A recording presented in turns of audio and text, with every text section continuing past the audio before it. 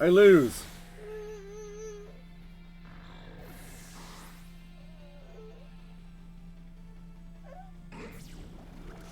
No, I win! Oh my god, I win!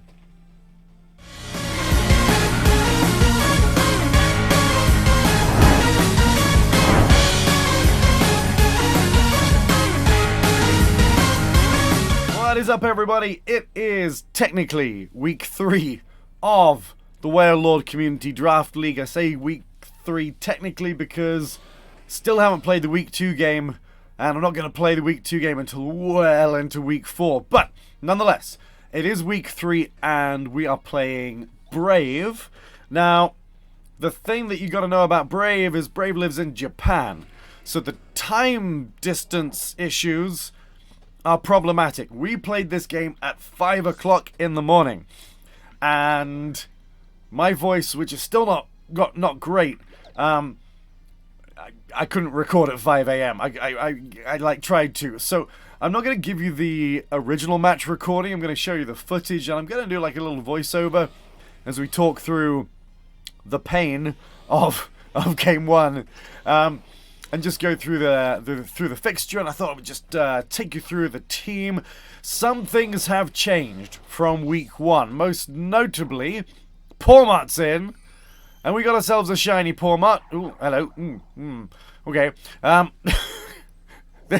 This is Pormot. Pormot will be running Revival Blessing, and will probably make some good use of it. We also have a spare shiny Glamora who I've brought out for this one.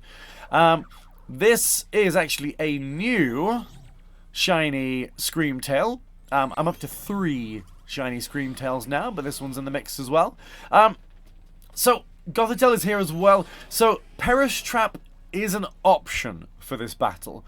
I didn't run it in week 1, as in I never intended to run it in week 1. And I've got it set up as an option for week 3.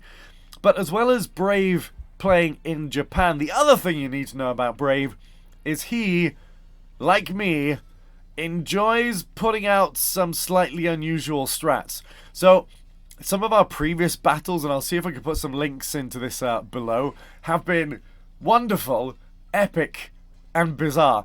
And I really wanted to lean into that for this battle. So Screamtail is Choice Scarfed with Trick. I was keen on that. And the Glamora is a Corrosion Glamora because I noticed that Brave has a lot of poison types, and I really liked the idea of poisoning them. And as a strategy, bearing in mind that I was sort of prepping for 3 different games for this one particular week, that's as far as this strategy went. So, we're going to show you the game, see what you think of it. Don't hold the freeze against me, it wasn't my fault. Yeah, and enjoy the game, see how it goes. Okay, so this is what I was looking at going into game 1. You can see Pinky Doodle highlighted. Major props to Matt, who named Pinky Doodle. Excellent name. Sailor Moon above was the name I gave to the Screamtail because it's in a moon ball, and it looks awesome when it comes out the moon ball and is shiny. So game 1. We've kind of got a fire water grass core here because Glamora is set up to be a water type, and that's very much to counteract the Great Tusk, which I was really worried about, and the threat of Walking Wake. I've just started using Walking Wake for my VGC team, and so like I've got a renewed appreciation for how hard that thing hits. Like Glamora is just gonna die if it faces it. So a lot of this team was built around Glamora. And so the Terror type was looking to back that up, if you like. So here we go. We're kicking off facing against Brave. And so Brave leads with a surprise pair. All right, and I shouldn't have been surprised because this is the sort of thing that Brave likes to do. So we see Whimsicott versus Haunter. But like straight away, there are 2 things that I wanted to do in the battle, and that was trick a Choice Scarf onto Whimsicott and to poison some poison types. And I can do that turn 1. So I'm like thinking, okay, let's just do that. And really, I'm not thinking much beyond turn 1 at this point. You know, we're recording this at like 5 o'clock in the morning. So my game plan is, there's something kind of amusing and memey about this. I'm gonna do it. Let's see what happens. Oh, I'm still unwell. What I was not expecting to happen was what the Haunter did. And the Haunter kept on surprising me throughout the battle. Like, the speed tiers on Haunter caught me out. Nonetheless, Tailwind comes out. Expected. And then there's a trick from the Haunter.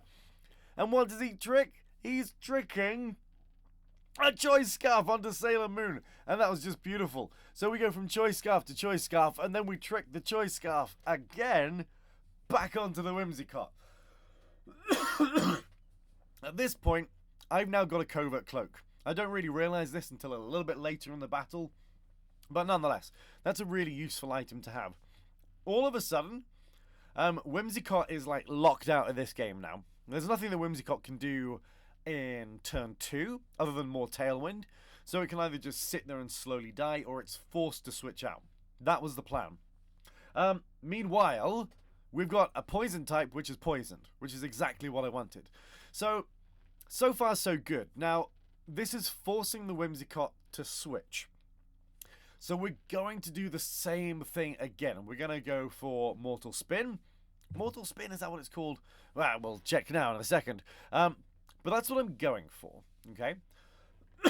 On the premise that I want to poison the next thing coming in. So Foom Major, the Typhlosion in the back, is there with Infernal Parade.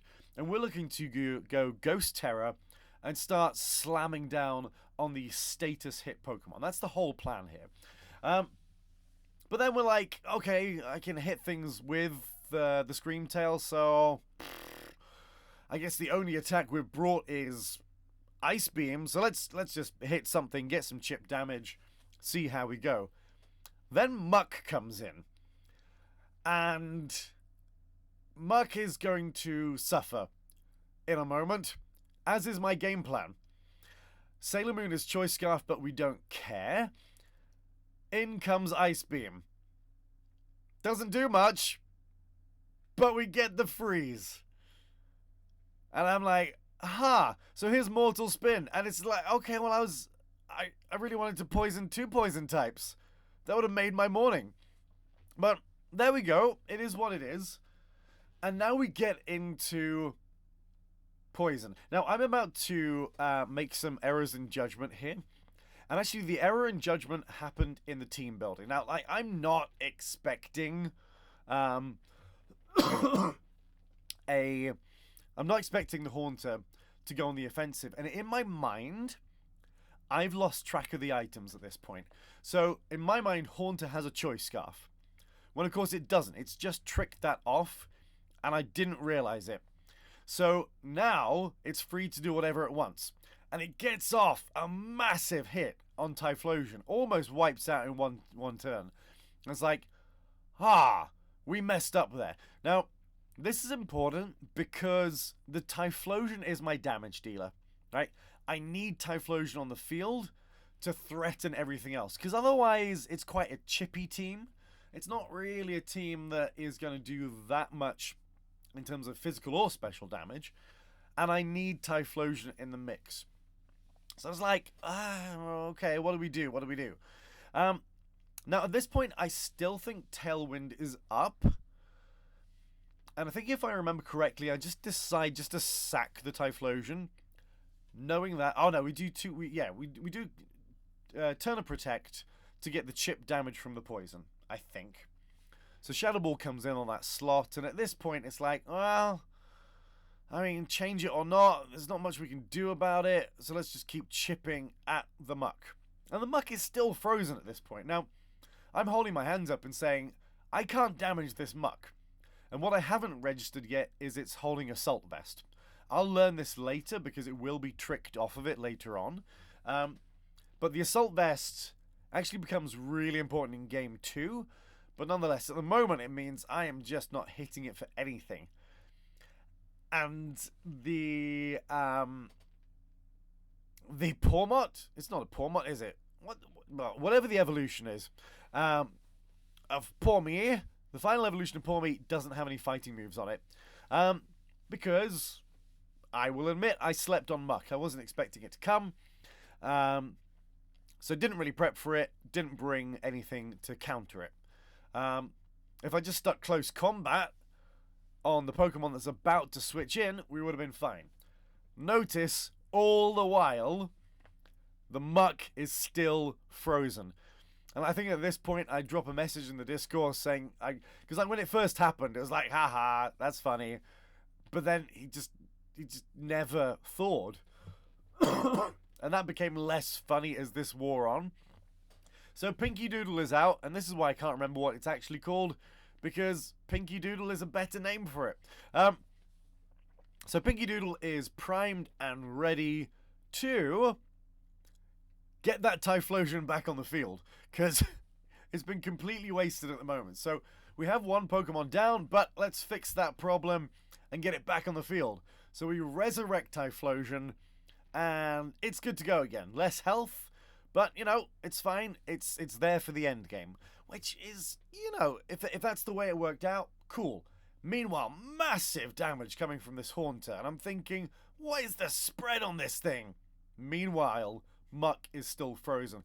And, like, I know sitting there going through the phases, that if that Muck had woken up, I don't know, on any of the turns that it didn't defrost, I'd probably lose this game, because I just don't have a counter to it, really. And I will probably learn from this by sticking a fighting move on the Pawmi Pawmot thing. Pinky Doodle protects because we know that we are liable to just die to it. Sludge Bomb comes back in. And we just go for, once again, just a little bit more chip. Chip, chip, chip, chip, chip. And, okay, it's not doing massive damage, but it's wearing the team down, which, in part, was what Glamora's job was there for. And also, Glamora is still at full health. Right? So, Glamora hasn't been scratched at this moment. We have 3 Pokemon poisoned on their side. We have 4 Pokemon alive on our side, thanks to the resurrection. We just keep chipping away. Now, Pinky Doodle gets the knockout there, which is a nice knockout for him. We waste the Pinky Doodle at one stage, I think, in this battle. Can't remember in Game 1 or Game 2. But, you know, that's a useful little chip. And again, more chip. And still, that Muck is frozen. Come on, Game Freak. You had a chance in this gen to sort this out, but still the problems persist. And anyway, the battle rolls on. Now, there is a threat on the field. And this is sort of what I had prepared for. I was expecting Walking Wake to come out, and I knew it could cause major problems. Now, I don't really want to paralyze it. Okay? I want to poison it. That's what this is all about. It's all about poisoning as many Pokemon as possible, but we're not going to take water damage. So, Glamora goes Terra Water. We also have Terra Blast in here, if that Great Tusk came. Now, Great Tusk just, you know, it never showed up, which surprised me. I was really surprised and relieved, because a lot of my team really struggles in the face of Great Tusk. And with the weather boost that you can get from Whimsicott, I was thinking, we got to be prepared for that thing. And it just didn't show up. Mortal Spin comes out again. Did it come out again? I can't remember. Maybe I didn't use it. Now we start switching. And this is where I am going to learn that there's Assault Vest in the mix. And it was a really important switch. I think Trick could be the new Frisk. I think it was really useful for getting some additional information. And the switch that we are going to make as we go into the second phase of this part of the battle did give me some really important information. Now, Hydro Steam comes in, and it's going to smack, but not very hard. We also learned that there is Life Orb on the Walking Wake, which, you know, makes sense. I think that's a fairly standard spread for the Wake. But now it's poisoned as well. So, everything that's left alive is poisoned, or frozen. and it remains frozen. You know, and at this point, you know, does it really feel like a battle? Because most of this has been, you know, 4 Pokemon against 1 in terms of the side of the battlefield that's being utilized. Now, again, it is taking forever for me to whittle my way through this team. We go for a little bit of just residual chip from the poison damage. And here's the trick. Now, this is important for Game 2. So, Trick comes in, and we pick up Assault Vest. So, now, Sailor Moon is kind of shut down a little bit, but look at that. The damage is halved again because of the Assault Vest. And that gives us another turn, at least, for Screamtail to stick around and do Screamtail things, although it is limited now to that 1 Ice Beam. But, you know, it can use that to chip away. It's still going to be putting some damage in, which is fine. Meanwhile, we just continue with these things, knowing that that Muck is a little bit more vulnerable than it was before. It can still take hits, right? We know it's still pretty tanky. But there's the Ice Beam again, coming in. Little bit more damage. Hydro Steam comes in, and I think no, it doesn't pick up the knockout. 2 hit points left on Sailor Moon. More chip damage on Walking Wake. Mortal Spin comes in, and we've got another turn of freeze. So at this point, you know, the game is pretty much shut down. We're looking to just finish some things off, keep that chip going. And I think it's this turn that Walking Wake ends up killing itself. This is one of those dangers of Life Orb that can always come back to bite you a little bit. You know, and that's you know, for what it is, for like a Screamtail using Ice Beam, that's not so bad. I think Sailor Moon has more than done its job in that particular battle. We come in for the spread chip here. Yep, so that's gone because of the Life Orb, so nobody picks up the kill for that. Mortal Spin comes in. It's a little bit more chip, not enough, and it's still frozen. Now, here is where I make a, with playing at 5 o'clock in the morning, mistake. I'm going to bring in Pinky Doodle. Now, I have a chance just to take out the Muck here with Fake Out. For some reason, I don't. And that was very silly of me. Because, like, I already know I've taken the Covert Cloak off of the Whimsicott, so I could hit both here and just finish the game out straight away. But I don't. I do something really silly and Fake Out, and I don't even look to finish off the Muck. Now, that was a terrible mistake. Why did I not go Fake Out? I'll tell you why. Because we were playing at 5 o'clock in the morning. We're not doing that again. These were tired plays. So the damage comes in, still frozen. Whimsicott is going to fall to the poison damage, which we set up a very, very long time ago. This was all the way back in turn 1 of this battle, which lasted for the better part of 18 minutes, based on the recording.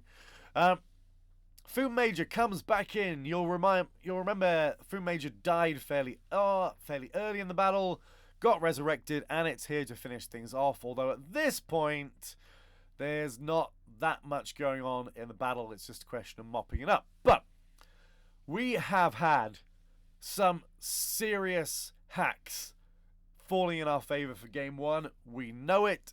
It's GG's Game 1, but oh my god, how much ice damage. That was crazy, and it was not fun.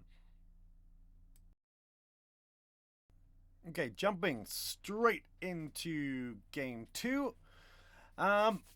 This time, we're looking to mix things up a little bit. And it's the same lead from Brave. We mix it up a little bit. We've gone with the Ogerpon. And we're just going to be looking to redirect things a little bit. So we know what they've got. We know the Haunter is really fast, and it is super fast. And It was only after this battle that I reminded myself that Haunter actually has pretty much the identical speed stats to Typhlosion. And my Typhlosion is set up for damage, not speed. If you've seen the video for week 1, you'll probably remember it was Choice Scarfed, so it could do a lot of damage very quickly. And I never changed those stats around. Not for this battle. So we're looking to mix things up, change it around a little bit, go for redirection. So that's how we start, knowing that we are likely to face a Sludge Bomb to the face, but we can take it. Whimsicott starts with what is probably a fairly unnecessary Fake Tears, and of course we get the Defiant boost, and at this point I'm thinking, oh, do I do something really silly like Terror, go really fast, and have like the +2 on attack, which would have been silly, and I'm glad I resisted doing that. This time around we do get the Mortal spin-off, but of course the Whimsicott has its Covert Cloak, so it's not been tricked, it's not been knocked off, so we can't poison it, not like this anyway. So not the Gengar, the Haunter is poisoned, and the Whimsicott is just being chipped, and that's fine. We're going to double Spiky Shield and just try and chip away. Just keep chipping, just keep chipping. That's part of this strategy. It requires an enormous amount of patience. But so far, I'm looking at what Brave has brought out, and I'm thinking, okay, maybe the Great Tusk isn't coming. Because if the Great Tusk isn't coming, we can get away with this, right? We can just play the phases, take a little bit of damage each turn, get rid of that troublesome Haunter. And of course, the Focus Sash did its job. We're good to go again. Now, of course, we're not going to be doing a huge amount of damage here, but we can just keep chipping away, and that's fine. I think I'm eyeing up a switch because I want to get into Trick Room. I am anticipating that at any second, Tailwind is going to come up again, and I really want to be in Trick Room. So, in a sense, Ogerpon has been sacrificial to allow us to get the poison damage started, and then to try and to get into Trick Room with the hope of undercutting any sort of speed-boosted, sun-boosted Pokemon that Whimsicott is going to support. So here we go again. Does it get hit twice? No! Fake Tears again. And I think this might be... we were talking with Brave about this after the game. I don't think many players could have resisted being a little bit tweaked by what happened in Game 1. And that sort of felt like an unnecessary move. It was like... Ogerpon was going down, regardless. So there could have been some extra damage coming in on the Glimmora. As it is, Glimmora continues untouched. And in the long game, that might prove to be important. Okay? So, we've got a couple of things going here. We've got Hypnosis, we've got Trick Room. Lady Death Glimmora is carrying Mental Herb because we're expecting Taunt.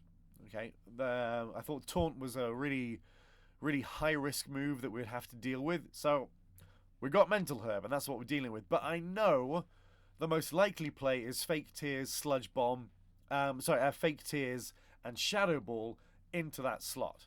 So, even though the terrors are known, I make a choice. I think, you know what? Glimmora is more important to keep alive for the long run of this battle. So, let's do it. We're going to make the switch. We're going to Terror. We're going to go to Fairy type. Fairly bulky, but not necessarily so in front of a very hard-hitting Poison type. Fake Tears comes in. Ouchie. However, it's Shadow Ball. Now, if Braven made a read and gone Sludge Ball, I think it was game over at that point. But we survive and we get Trick Room off. Now, the Whimsicott's in trouble at this point. Because, does it just stay out on the field and die? Or does it switch and let something else get poisoned? tricky choices, and that's why we've gone with this. At this point, I know that Lady Death is pretty weak. Right? She's not taking any more hits from anything else. So, we line up a Mortal Spin, thinking we can either kill the Whimsicott or poison something switching in, just like we did in Game 1, and keep the chip going. Having the chip going was really important. At the same time, if the Whimsicott dies, good! We don't want to face the Whimsicott. So, we get a Protect off here. I don't think they've seen Protect yet, so that was a fair choice. No real problem in doing that. Nothing damage-wise really on the Haunter. Whimsicott is down. It's another kill for Glamora. All the while, Glamora remains untouched. And this will be really, really important later on in this battle. Haunter gets chipped a little bit more. The poison damage doing more damage than the Mortal Spin. Okay. Now, here we are again. This Pokemon is going to cause me problems, but we're going to go for another Mortal Spin in a moment, and that Mortal Spin will win this game. You know, we're talking retrospectively. I know how this ends. The next Mortal Spin that comes in is going to be absolutely crucial to winning the game, but something surprises me. The Haunter switches out. And I'm thinking, what? Huh? What's coming in? And it's a Thundurus. I was like, oh wow, that's strange. Why is that coming in? Lady Death takes a next to nothing knockoff hit. And it's just like, oh, all we've got really is Terra Blast. So we'll chip it, do what we can. And here comes the Mortal Spin. Now, interestingly, we've seen that we are being outsped. Now, at some point, I'm going to change this this Gothitelle. I've had this specific shiny Gothitelle since Sword and Shield. I loved using it, but it was a wild catch, so it's definitely not zero speed. I think we saw it there. I don't know if the Muck outspeeds it generally, but it is not a slow Trick Room user in its current form. You know, boys, I don't gen my Pokemon. I catch them all. No judgment if you do, but that's the way I'm doing it this season. So, it's going to get knocked out, okay? But, by virtue of this thing coming on the field, I have more attack options, and I really wasn't expecting to see the Thundurus come at all. Now, this might be brave making a team change knowing that it's Terra Water, but we know at this point that Great Tusk is not coming to this battle. So Great Tusk has just been benched for whatever reason. Now, I'm thinking if Great Tusk and Thundurus are sitting next to each other, my Glamora is screwed. That would just be game over. But it doesn't come. We still have that flexibility. And obviously we can't Terra to Water now anyway, so perhaps the advantage of the Thundurus is a little bit lost.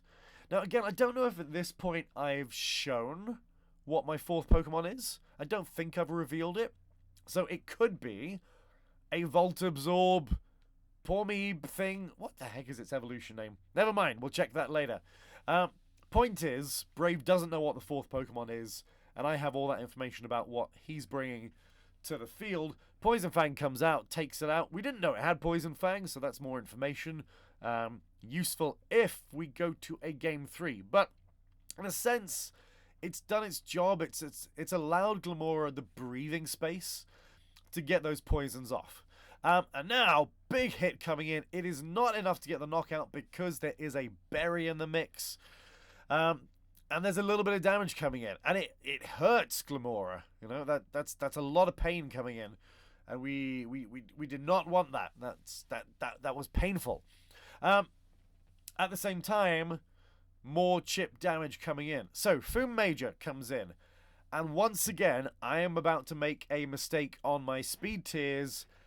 And I forget about the Assault Vest. I'm lining this up thinking, Lava Plume, that's plenty. That'll do the job, okay?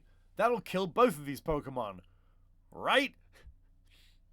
But I'm surprised by just how bulky this muck is. So Lava Plume is hitting everything, so that's why I'm spiky shielding there. It was the right choice because Thunderbolt slams in on that slot. And of course, I'm outsped by it. So again, my speed setup is really poor on Foom Major. Now, the Typhlosion will get one knockout. There's no doubt on that. But look how little damage it does on the muck. Like, the muck just soaks it up as if it's just made out of water. And the knockoff comes in, it's super effective stab, and Typhlosion's gone. And at this point, I'm thinking, oh man, we screwed that up. Like, we really screwed it up. Like, the positioning had been lovely right up until that point. And I'm thinking, at this point, I'm just sort of consigned to thinking, okay, well, I guess I lose. So I'm going to get hit because I'm going to get hit twice. Now, I don't think the Haunter can knock me out at this point. I'm pretty sure I can knock that out. But I'm still holding an item, so a knockoff is going to come in, right, and take out the Glamora. Right, that's how this battle ends, yeah? If you caught the beginning of the video, you might see what's coming, because Brave, bless him, he makes a mistake at the end and throws the final stage of the battle. We're lining it up, thinking, what are we doing? Shadow Ball comes in. It will hurt. And it should hurt enough. 16 hit points and the special defense drop. I'm dead, right? I've lost. Power Gem comes up, picks in the final knockoff. It's all about... Sorry, picks off the knockout. Knockoff coming in. Knockoff coming in. Clear Smog! Clear Smog does 7 points of damage. And then Muck dies. Muck dies to the chip damage from that mortal spin halfway through the battle again. And I'm thinking, oh man, Brave has thrown it. What a painful way to bring that to an end.